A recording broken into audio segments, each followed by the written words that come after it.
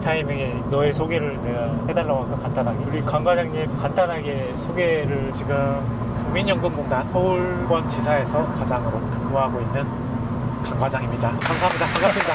너무 센스있게 진행을 잘 하시네. 구독자 여러분, 제가 오늘 모시기 힘든 분을 모셨습니다. 고등학교 친구고 대학교 때부터 20살 때부터 계속 옆에서 교류도 많이 하고 같이 촌놈들끼리 서울에서 생존하려고 많이 뭉쳐 제가 근무하고 있는 대학교로 방문을 해서 좋은 시간 보내고 올라가고 있는 와중에 이렇게 촬영을 하게 되었습니다. 그러니까 아마 여기 장 교수 유튜브 구독자분들이랑 자주 본 분들은 아실 거예요. 장 교수가 한 달 전에 귀국해가지고 이렇게 또 좋은 학교에서 교수를 한다는 소식을 들으니까 너무 이제 옛날 친구로서 너무 반갑고 너무 기쁘더라고. 그래서 좀 거리는 있지만 당연히 또 내려와야죠. 내려와서 봤더니 또 너무 좋아. 학교 캠퍼스도 너무 예쁘고 여기 계신 분들 말려친 트랙 있잖아요. 교수 돼보세요. 교수 진짜 너무 좋다. 너무 좋은 것 같아요. 감사합니다. 그래서 이 모시기 힘든 분을 모셨기 때문에 여러분들이 가고 싶어하는 공기관 중에 공기관, 국민연금에 대해서 질문을 드려보려고 합니다. 강 과장님이 혹시 직업에 만족하십니까? 점수를 매겨볼까요? 국민연금 지금 다니신 지 얼마나 되셨죠?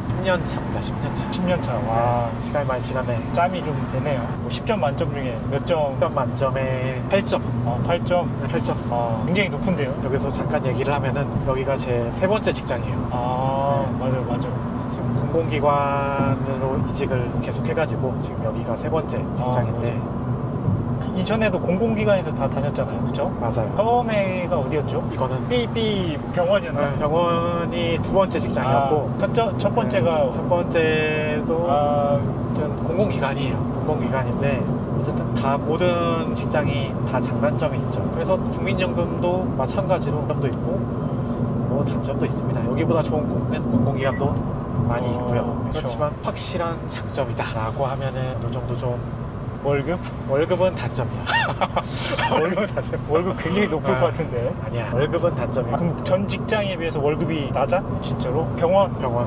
몰랐네. 병원이 여기도 뭐 지금 학교 다니는 분들, 대학교 학생들 들으시면 몰랐을 수 있지만 국립대 병원이다 아니면 대학 병원이다 이런 곳들 사무직 괜찮아요. 연봉이 높구나. 아니, 방 과장이 다녔던 그 병원만 그런 거 아니야? 물론 어떤 병원이냐에 따라서 그치. 좀 차이가 있긴 하지만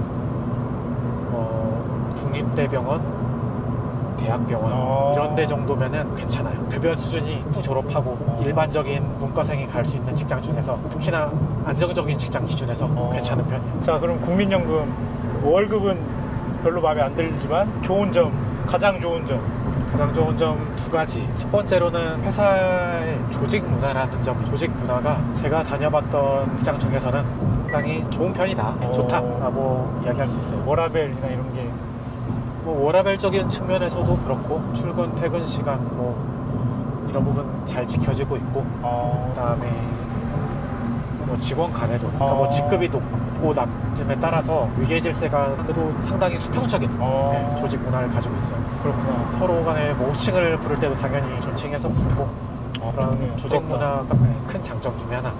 그리고 두 번째로는 업무의 다양성. 그러니까 지금 일하는 회사지만 국민연금 정말 그 제도에 대한 업무를 하는 직원들이 많이 있죠. 그 외에도 뭐 예를 들면은 본부에 간다 하면 기금 운영본부가 있거든요. 그 운영본부에 사무직들도 근무가 가능해요. 그러면서 흔히 말하는 프론트 오피스, 백오피스 이런 부분들을 일정 부분 또 경험해볼 수도 있고 그래서 해외에 지금 뉴욕, 샌프란시스코, 그다음에 뭐 런던, 싱가포르 이런 곳에 해외 사무소가 있어서 일반 사무직들도 가서 근무할 수 있어요. 물론 자리가 많진 않지. 그렇지만 그럴 기회가 열려있다. 또 그 외에도 외부 등사라든지 그런 걸 다양하게 또 대외 활동을 할 수 있는 업무들도 있어서 다른 공공기관들 대비해서 굉장히 다양한 업무를 경험해 볼 수 있는 또 장점이 있다는. 그 해외 주재원 몇 명이나 파견 나가는 거예요? 주재원은 한 사무소당 기금 운용직들은 대략 한 10명에서 20명 내외, 사무직 자리는 한두 명 정도 돼요. 그러면 그 해외 사무소가 몇 개나 돼요? 4개. 많이 잡아도 한 10명 정도는 나갈 수 있다, 사무직으로. 5명에서 한 10명 사이 정도가 되고, 근데 이렇게 말하면 굉장히 적어 보일 수 있지만 한번 입사하면은 보통 30년에서 계속 내가 업무 경로를 어떻게 선택하는지에 따라서 기회가 올 수 있다라는 점이 이야. 다른 기관들 대부분의 공공기관과 좀 차이나는 장점이라고 보는 거지. 대부분의 공공기관은 해외 주재원으로 근무할 기회가 없는데 있는 게 되게 경험의 폭이 업무를 할 수 있는 그렇죠. 부분이 공공기관이면은 굉장히 좀 제한적인 경우들이 많이 있는데 이런 것들을 다양하게 경험해 볼 수 있다는 거지. 단점은 뭘까요? 월급? 단점은 급여. 급여 말고 또 허심탄회하게 아쉽지만 공공기관 지방 이전으로 인해서 본부가 지금 전주에 있어요. 나 같은 경우는 대학교를 아까 이제 서울권에서 다니는 직장도 대도시에서 근무하는 게 중요하거든. 왜 그러냐? 특히 일반적인 직장인 경우는 9시에 일 시작해서 6시에 일 끝나는데 그 퇴근 후에 또 다른 나의 삶이 펼쳐지잖아. 그런데 그럴 때 그런 부분이 좀 아쉬울 수 있는 거지. 그러면 국민연금 네가 같이 일하는 동료들에 대해서 이야기를 좀 해요. 동료들 수준 국민연금 직원 이거 다 삐처리 돼야 할 것 같은데. 국민연금 들어가려면 어떻게 해야 되나? 뭘 준비해야 돼? 그러니까 자격 요건이 어떻게 되지? 그러니까 우선 요새는 공공기관들이 다 뭐 블라인드 채용이니 해서 그런 자격 요건들 자체는 거의 없다고 보면 되고 학점을 기재하지도 않고 학교를 기재하지도 않고 진짜로? 가능하나? 그런데 학교나 그런 걸 기재하진 않지만 어떻게 보면 교육 이수 사항이라고 해야 되나? 본인들이 국민연금공단 업무와 연관된 어떤 것들을 교육을 수강해왔는지 그런 것들을 적는 란이 있거든. 뭐 내가 입사했을 때만 해도 뭐 지금도 마찬가지 과목 어떤 것들을 들었는지 경제 과목, 경영 경제 과목 어떤 걸 들었는지 그 과목들을 어떤 것들을 들었는지 사회복지 과목 어떤 것들을 들었는지 이런 것들을 적도록 되어 있어서 전체 학점을 보진 않지만 뭐 내가 전공이 어떻게 됐던 간에 그렇게 두루두루 뭐 교양 과목이라 할지라도 그런 과목들을 이수하는 거는 굉장히 중요해요. 그럼 자격 요건이 학부학위가 있어야 되나? 학부학위도 우선 보진 않아. 그런데 결국 그런 교육 과정을 이수를 하려면은 학부를 졸업하든지 아니면 이제 학점 운행제를 해야 할 텐데 대학 졸업 일반적으로는 당연히 거의 다 해서 입사를 하고 그 다음에 필기 시험이 있지. 필기 시험 있구나. 필기 시험 있지. 장 교수 NCS라고 들어봤는지 모르겠는데 들어본 거 같긴 해. 어떻게 보면은 그 공무원 입사할 때 뭐 피셋이라거나 그런 맞아 무슨 적성검사 형태의 시험과 전공 통합 시험이 통합전공 시험이 있어. 거기에서 경영, 경제, 법, 행정 그리고 사회보험제도 총 5개 과목에 대해서 어떻게 보면 약간 개론 수준 정도의 문제가 출제가 되지. 그래서 시험 난이도 자체는 높지 않은데 굉장히 다양한 전공들에 대해서 출제가 되다 보니까 여러 과목들을 두루두루 공부를 해야 된다. 다방면에서 준비를 좀 해야 되겠네. 경영, 경제 이렇게 다 포괄적으로 하는 건가? 그쵸. 그 과목들이 각각 한 10문제 내외씩 정도 출제됐던 것 같아요. 되게 준비를 좀 빡세게 해야 되겠네. 그러니까 요새 공공기관 입사 경향을 보면은 통합전공을 보는 기관이 거의 없어. 그 NCS는 거의 대부분의 공공기관이 보는데 거기에 더해서 이렇게 통합전공을 보다 보니까 어떻게 보면 정말 국민연금 입사에 관심이 있었던 친구들이 많이 입사를 하는 경향이 있지. 전공 심화 과목으로 전공으로 해서 경영만 본다든지 행정만 본다든지 그런 공공기관 많이 있는데 이런 데는 잘 없고. 그럼 아까 이수 관련해서 이야기를 했는데 블라인드 채용이기 때문에 대학 학벌이나 이런 게 사실 의미 없이 들어올 수가 있는데 막상 까보면 그러니까 학위가 좋으신 분들이 많이 들어올 것 같거든? 그거는 사실인가? 궁금하네. 알겠지. 여기 입사한 지가 벌써 한 10년 가까이 지났잖아. 그래서 최근 경향까지는 내가 정확히 모르겠는데 결국은 그 필기시험이 있다 보니까 그치. 결국에는 필기시험 후에 또 면접을 보지만 필기시험도 굉장히 중요한 학교들이 좀 많이 있지. 한 10명 중에 몇 프로? 한 7, 8명?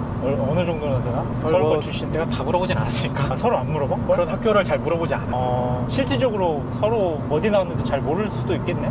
그냥 정말 같이 일하는 사무실 내에서도 정말 친하지 않으면 모르는 경우가 많고 그다음에 뭐 친하더라도 거의 서로 잘 물어보지 않지. 그러니까 서울권 학교를 졸업한 직원들이 많은데 그 안에서도 좀 편차는 있다 보니까 그 부분에 대해서 서로 질문하는 거에 대해서 조심스러워하는 게 있고 그런 게 다시 한번 이렇게 서로에 대해서 좀 배려해주는 I don't care네. 서로 신경 안 쓴다. 물론 높은 관리자분들은 신경을 쓸 수도 있어. 그렇지만 그분들이 막 뭐 직접 찾아와서 강 과장 어디 학교 나왔다며 이런 얘기 10년 동안 들어본 적이 없어.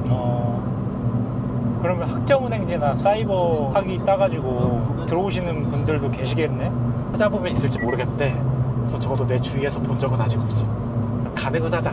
가능은 한데 본 적은 없다 아직까지는. 내가 그렇게 물어본 적이 없으니까. 그리고 하나 더 얘기하면은 지금까지 장 교수랑 얘기했던 부분은 이런 제한 없는 채용에 대한 부분을 이야기했고, 어떻게 보면 고등학교 졸업하고 흔히 요새 말하는 그 특성화고 출신 졸업하고 채용하는 전형이 별도로 있어. 그래서 그 부분 같은 경우는 굳이 뭐 학점은행제나 그런 걸 듣지 않더라도 특성화고 졸업하고 또 역시 별도의 필기시험 본 후에 그 사람들만 입사를 할 수 있지. 그 사람들만.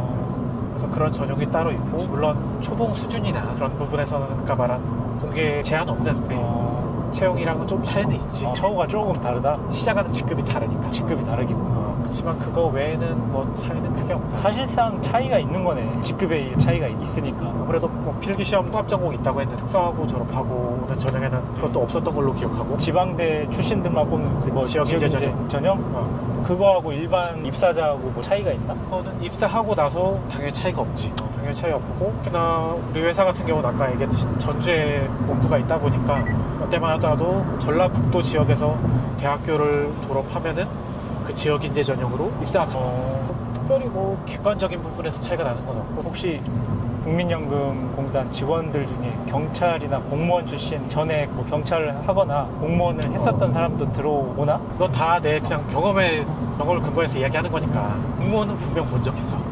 공무원은 몇 명 있고, 경찰은 아직까지 못 봤어. 경찰 공무원. 왜 그럴까? 근데 어떻게 보면 공무원 같은 경우는 시험 입사할 때 시험 과목도 어느 정도 좀 연결이 되는 부분이 있거든. 뭐 공무원 입사할 때는 뭐 행정학을 본다거나 경제학을 본다거나 법학을 본다거나 하는 것들이 우리 회사 입사할 때도 비슷한 유형으로 출제가 되니까 아무래도 이직을 할 때 좀 더 쉽게 접근하는 것 같고, 경찰 공무원은 또 그게 아니잖아. 보통 형법, 형수법 이런 것들 많이 못 가니까 그런 면에서도 차이가 나고, 입사하고 나서 하는 업무 자체도 공무원이랑은 좀 연결되는 지점들이 꽤 있는데 경찰 공무원하고는 그런 접점이 많지는 않아서 개인적인 궁금증인데, 생각들은 국민연금공단에 근무하는 사람들이 국민연금 내는 비율하고 국민연금 관련해서 혜택 같은 게 있나? 똑같나? 똑같아. 전혀 없어. 4.5% 내나? 4.5%. 지금은 모든 직장인이라면 국민연금, 그러니까 공무원이나 뭐 장교수처럼 뭐 대학 교수라든지 해서 사립학교 교직원 연금 내고 있다거나, 아니면 뭐 군인연금 이런 거 제외하고는 다 국민연금 사업장 가입자면 4.5%는 내가 내고 4.5%는 직장에서 내주는 거고. 그치. 근데 이게 내년에 바뀌어. 어떻게 바뀌어? 27년 만에 지금 법 제도가 개혁이 돼가지고 내년부터 보험료가 0.5%씩 올라가. 0.5%? 5%야 이제? 아니, 그러니까 지금은 내가 내는 거랑 직장에서 내는 거 합쳐서 9%를 내고 있잖아. 근데 내년에는 그게 1.5%로 올라가고, 내후년에 10%, 이렇게 해서 2033년이 되면은 13%로 올라가는 거지. 그럼 그때 되면은 6.5%를 내가 내고 6.5%를 회사에서 내주는 개념이 되는 거지. 그러니까 지금보다 한 2% 정도 본인 부담률이 높아질 수 있다. 거의 그러니까 공무원연금이랑 비슷해지는 거지? 그거는 9%잖아. 맞아. 지금 18%잖아. 합쳐서 18%니까 거기에 점점 맞춰가는 비슷해져 간다라는 거지. 지금 이 영상 보는 분들도 그렇고 되게 호불호가 많이 갈려. 또 연령대에 따라서도 굉장히 갈리고 하는데, 싫지. 우리 입장에서는 뭐 많이 못 받는다라고 생각을 하고 있잖아. 그러니까 장 교수나 내 또래들도 좋아하는 사람 별로 없어. 없지. 그치만 부득이한 조치라는 거. 그러니까 정말 뭐 요새 뉴스 보면은 예전에 뭐 국민연금 기금 고갈된다 막 이런 얘기 나오는데, 기금이 고갈돼도 국민연금 직원 입장에서 분명히 기금 고갈돼도 연금은 받거든. 연금 받는데 기금 고갈되고 나서 그때 당시 보험료를 내야 되는, 지금 20대들은 보험료 낼 수도 있어. 이번에 연금제도 안 바뀌었으면. 근데 그럴 때는 보험료가 지금 뭐 13%가 아니라 20%로 올라갈 거거든.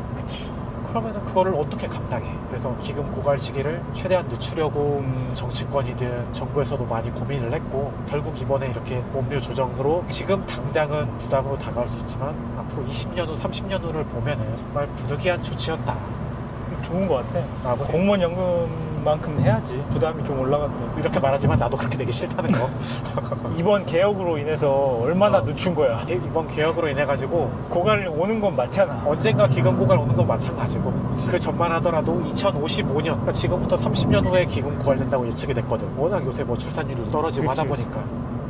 근데 이번 개혁으로 인해서 예상되는 수치는 2066년에서 한 2071년, 대략 한 10년에서 15년 정도 기금 고갈 효과를 늦출 수 있는 조치가 이번 개혁이었던 거예요. 그러니까 우리까지는 약간 못 받을 수도 있고, 아니야, 그러니까 받다가 고갈돼도 받을 수 있어. 받을 수 있는데, 고갈된 후에 국민연금을 내야 되는 사람들, 지금 현재로는 20대 분들이 엄청 부담을 되는 시기를 좀 늦췄다고 볼 수 있지. 야, 진짜 별얘기를 다 한다. 이런 걸 좋아해 사람들이. 국민연금공단 일하고 싶은 사람들한테 조언해 줄 거 있나? 어떻게 하면 입사하기 무슨 전공을 해야 된다. 뭐 이런 회사 뭐지? 궁금증을 가진 뭐 아직 고등학생 이하라거나 대학교 1, 2학년 있다 하고 싶은 조언 드림비. 꿈을 크게 가지세요. 국민연금보다 얼마든지 더 좋은 회사, 또 좋은 경험 해볼 수 있는 곳들 있으니까 꿈을 크게 가지고 하시면 좋겠고, 딱 지금 이제 취업이 목전이다. 그리고 정말 국민연금도 사회보험이니까 전 국민 대상으로 내가 약간 정말 봉사하는 마음을 가지고 이런 결국 노후소득 보장이라는 큰 복지 혜택에 대해서 내가 한번 그거 관련해서 일을 해보고 싶다라고 하는 분이 있다면은 다양한 교육을, 다양한 전과목을 두루두루 그래도 구해보고 유리한 전공이 있을 거 아니야. 전공을 선택한다라고 하면은 한 자율전공 같은 거 괜찮다고 봐. 자율전공? 자율전공 아니면 뭐 법학이나 행정학과 뭐 법학. 그런 쪽 무난한 선택이지. 무난한 선택. 근데 굉장히 어린 나이부터 목표를 여기로 한정 짓기보다는 장 교수도 굉장히 여러 경험들을 해봤던 것처럼 그런 여러 경험하고 나서 그때 답을 찾아도 괜찮다. 그래. 처음 우리가 대화 시작했을 때 얘기 나눴던 것처럼 정말 20대는 사람들이 10대 때 나도 많이 들었어. 진짜 공부할 때도 나이가 있고 경험하는 것도 나이가 있다. 이런 얘기 그때 당시 어른들이 많이 했었거든. 그때만 해도 나는 이게 무슨 말이야. 공부 내가 좀 늦게 해도 경험도 좀 나중에 해도 되잖아. 이런 생각들을 많이 해왔는데 지나고 보니까 제일 좋은 시기는 있다라는 거야. 공부에도 제일 좋은 시기가 있고 경험을 하기에도 제일 좋은 시기가 있다. 그리고 그게 20대 대학생 시절이다. 그때 많이 경험해보고 많이 공부해보고 그러면서 나의 진정한 목표를 위해서 나아갈 수 있는 이 영상을 보는 구독자분들이면 좋겠다 생각이 드네요. 너무 좋다. 다음에 한 번 더 모셔가지고 이야기를 진행해 보도록 하겠습니다. 아무튼 오늘 영상은 여기까지 하도록 하겠습니다. 감사합니다. 감사합니다.